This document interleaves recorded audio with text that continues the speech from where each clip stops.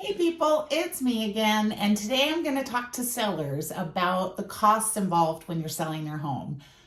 So there's a handful of things that you'll see on your estimated settlement sheet that you can get from your realtor before you actually put the house on the market.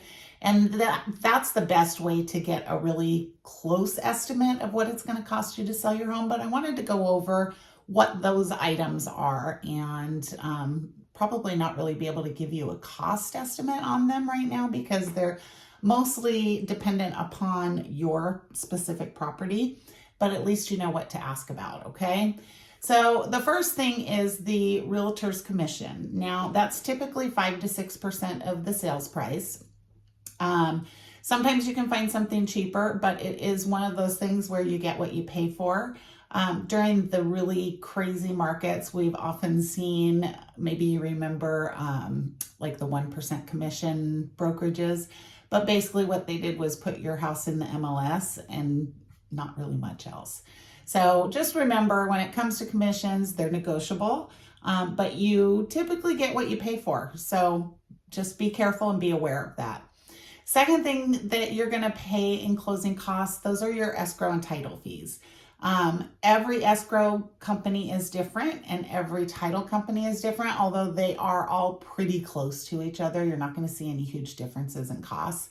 And these numbers are based on your sales price. So again, I can't really tell you what it would be for your home, but your realtor can give you a pretty close estimate up front before you actually list the house. You're also going to see a transfer tax that is levied by the county.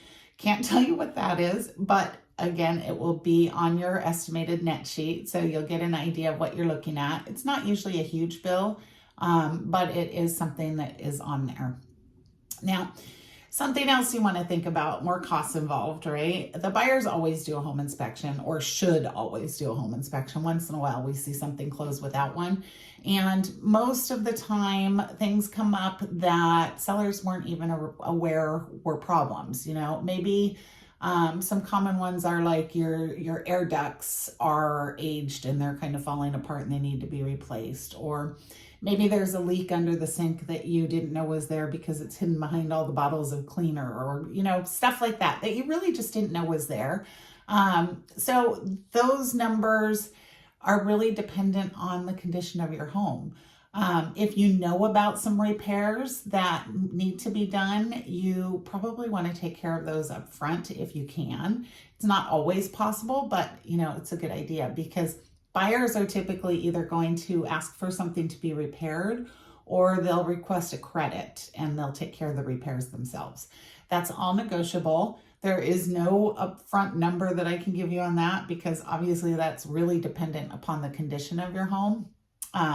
But if you're aware of problems, you probably want to address them ahead of time, or at least talk to your realtor about it and make sure that they know what's going on, because maybe it really pays off for you to take care of it beforehand. So let's see, what else do we got? Prorated items. You probably have property taxes, right? Not probably, of course you do, especially in California.